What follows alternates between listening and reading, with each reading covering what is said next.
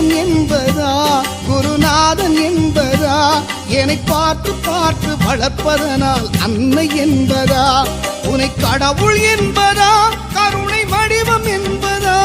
உன்னை கடவுள் என்பதா கருணை வடிவம் என்பதா ஐயா ஞானதானம் தந்த உன்னை தந்தை என்பதா உன்னை தெய்வம் என்பதா குருநாதன் என்பதா என்னை பார்த்து பார்த்து வளர்ப்பதனால் அன்னை என்பதா